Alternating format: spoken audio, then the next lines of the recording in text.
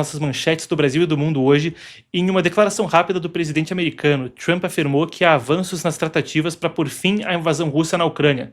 Ele falou brevemente com repórteres no quintal da Casa Branca, não deu detalhes das conversas. Vamos conferir o que ele disse. We're looking at some very good things happening on Ukraine and Russia. Very good things. Very good things are happening on Ukraine and Russia.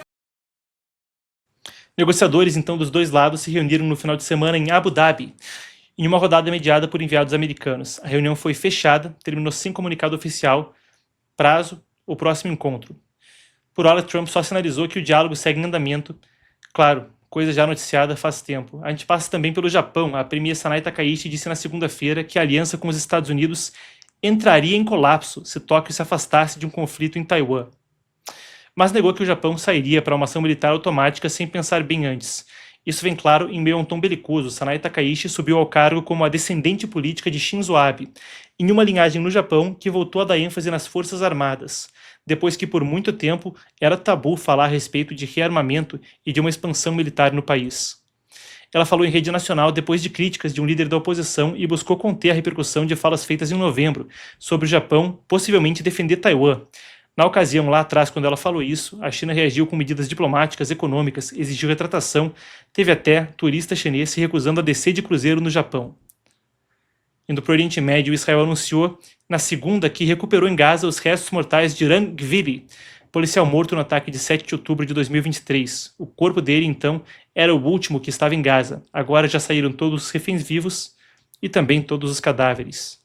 Isso é uma das etapas previstas no plano dos Estados Unidos para a fase inicial de encerramento do conflito e poderia abrir caminho para uma retomada parcial da passagem de Rafah, a principal rota de saída de Gaza para o Egito.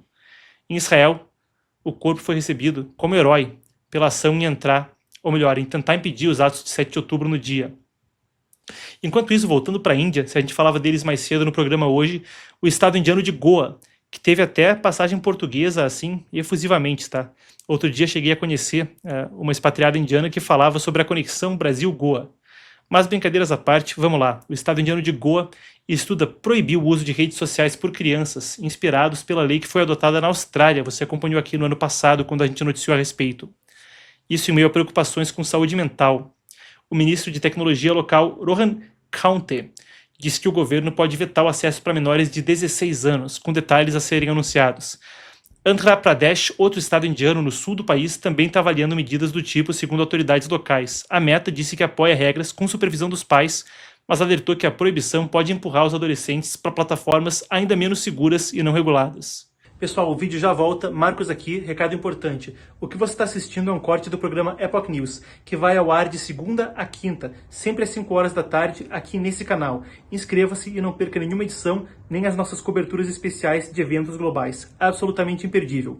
Mais uma coisa, hein? O link na descrição vai te colocar no newsletter O Panorama, o nosso newsletter gratuito de geopolítica, que vai sair da superficialidade e, assim como acontece aqui no canal, te colocar em contato com o mundo e a história. Epoch Times presente em 36 países, 23 idiomas, e você vem junto conosco nessa. Se inscreva.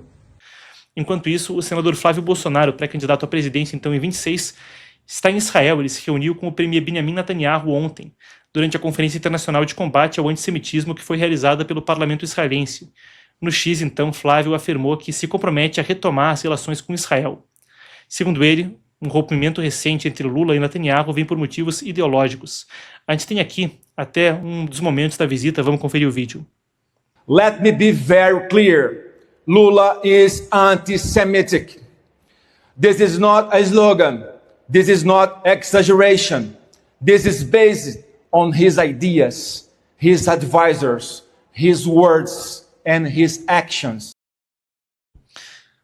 O deputado, então, em exílio, Eduardo Bolsonaro, também esteve por lá, recebeu um agradecimento pela presença vindo à tona. E com essa nota, a gente também encerra hoje falando a respeito, então, do Dia da Memória do Holocausto, 27 de janeiro, onde a gente pode, já que a gente estava tratando dos temas do Oriente Médio, da devolução do último cadáver, fazer, então, um apelo à memória, para que a gente lembre dos piores genocídios que houve, para que não voltem a se repetir. Eu lembro até, numa nota para a gente encerrar bem o programa, ou pelo menos encerrar de forma solene, tive a possibilidade de, em 2016, agora até vai fazer 10 anos, conhecer o Yad Vashem, o Museu do Holocausto, que de forma muito bonita fica relativamente perto de Jerusalém, e ele atravessa uma montanha como se fosse uma cicatriz, uma arquitetura belíssima, então, projetada para trazer essa memória à tona em Israel.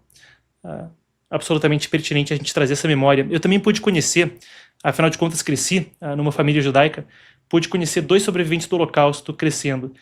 Naftali, o nome de um deles, e outro, o senhor Moisés Jacobson. Pude conviver melhor com o Moisés Jacobson, cheguei a conversar com ele durante longos períodos quando era criança e lembro muito bem dele falando de forma muito eloquente sobre a experiência que ele passou e muito tocante que a gente possa